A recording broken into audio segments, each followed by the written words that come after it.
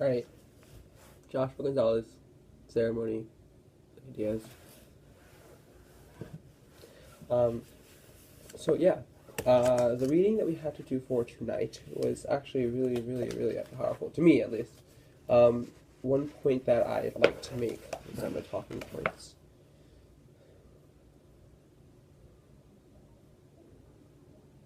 So, Teo is on his horse, his mare, and basically what he's doing is he's just kind of he finds the Josiah's cattle, and and well, first of all, he gets rid of the mountain lion, and then just by like singing a song to it, I think. No, no, just blowing. Anyway, so yeah, so oh yeah, okay, stroke her neck and okay, and then so he goes on his mare and he finds Josiah's cattle and he he notices that they're running southeast in the direction that he wanted them to go.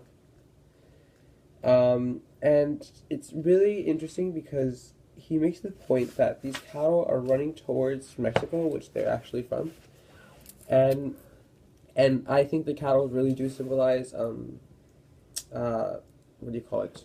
What's his name? Teo, because Teo he is of mixed ancestry, and so are the cattle. Like we discussed in class the other day, they are hybrid cattle, and so I think that the cattle really represent him, like we discussed, and that he is in order to find himself, he must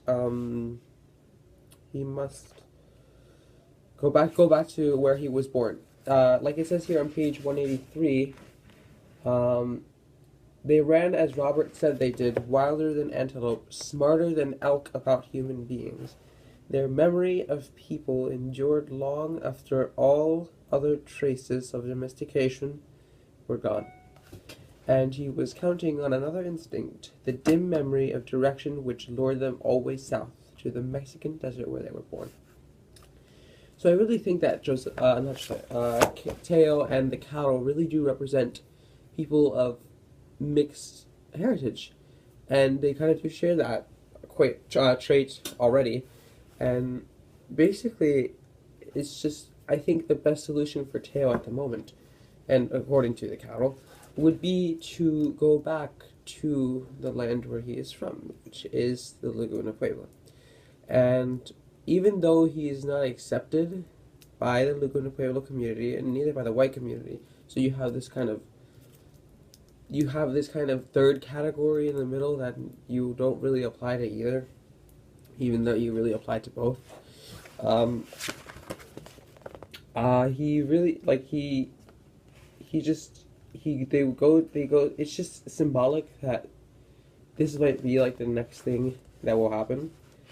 But then these two guys ride up in the sunset. No, not in the sunset. These two guys ride up, and basically, they just come in, and he starts to go faster on the horse, and in the horse, because it's a rocky kind of path, the horse falls, and so then he is tossed.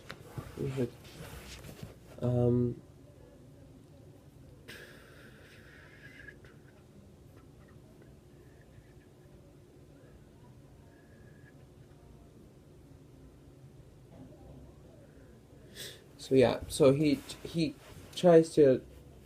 So these two guys are basically on the land. Just I guess they're just taking care of it, and he's running away from them, and he's on his horse. He's riding through like a rocky path. Where is it?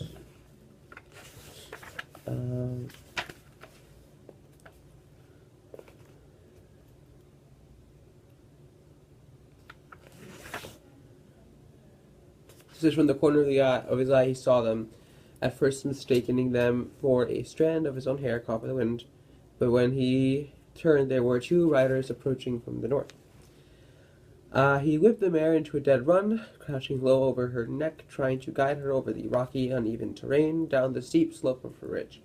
They were about a mile away when he first saw them, so he would try to find a deep grove of pine where he could stay until they passed. He strained to see if the cattle were still in sight, wondering if the riders had seen them.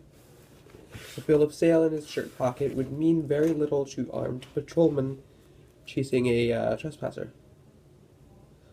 He pressed his heels into the mare's sides to make her run faster, but the lava rock was already scattering from under her feet. Like I said, the rough ground. And so he wiped tears, and then so he falls off the horse. And so if you look at the description, black pebbles in the ancient gray cinders, the mountain had thrown poked into his backbone. He would close his eyes but did not sleep. So he was just on the floor, or I guess on the ground. So the cattle leave, and basically he's just, what did I write down?